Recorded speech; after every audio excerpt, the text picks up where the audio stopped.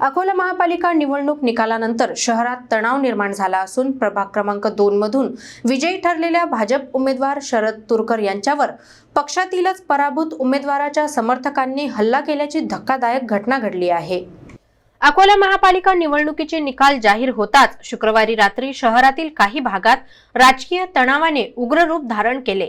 प्रभाग क्रमांक 2 मधून भाजपचे शरद तुरकर विजयी झाल्यानंतर समर्थकांमध्ये आनंदाचे वातावरण होते। मात्र याच प्रभागातील भाजपचे उमेदवार नितीन राऊत यांचा पराभव झाल्याने त्यांच्या समर्थकांनी संताप व्यक्त करत थेट हिंसाचाराचा मार्ग अवलंबल्याचा आरोप आहे। मिळालेल्या माहितीनुसार नितीन राऊत यांच्यासाठी अपेक्षित प्रचार न झाल्याचा आरोप करत काही समर्थकांनी शरद तुरकर यांच्यावर धारदार शस्त्रांनी हल्ला केला।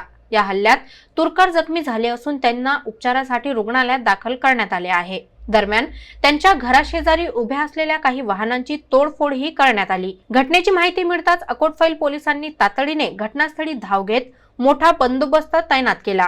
परिस्थिती नियंत्रणात आणण्यासाठी सौम्य लाठीचार्ज ही करण्यात आल्याची माहिती आहे। सध्या परिसरात शांतता असून पुढील तपास सुरू असल्याचे पोलिसांनी सांगितले आहे। जिंकला एक हारला त्यामुळे त्यांचा काही वाद झाला। त्यामुळे जे दोन गट आहे एकच पक्षाचे ते आपसात आले होते आणि नंतर त्यांनी ज्यांची काही मारहाण झाली आहे ते आता सध्या स्टेबल आहे, काही जास्त अडचण नाही आहे।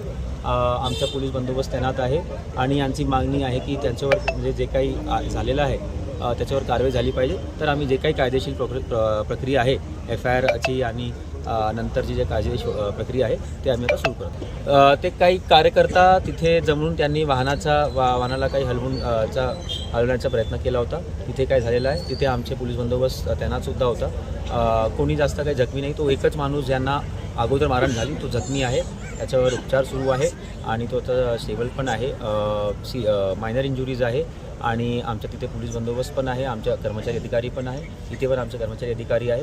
आता आम्ही पुढची प्रोसेस करत आहे। लोकांना विनंती आहे की काही अफवावर विश्वास ठेवायचा नाही आहे आणि ज्यांचा जे काही मतभेद असतील किमान काही त्यांना कंप्लेंट तक्रार द्यायची आहे तर ते PS ला पोलीस स्टेशनला येऊन तक्रार देऊ शकतात।